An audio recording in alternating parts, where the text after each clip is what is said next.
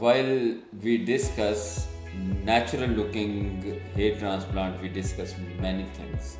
Like two things are very important: direction and angle of the hair transplanted in recipient area. So we need to be careful in two things: natural angle and natural direction. If you are doing a transplant in frontal scalp, mid scalp, crown area and temple area, every place is having its own angle and direction. You need to be careful. You need to be careful in producing angle and direction in temple, in frontal scalp, mid scalp and the crown area, because everywhere the angle and direction changes to its normal direction. So you need to be careful in producing natural hair transplant surgeries.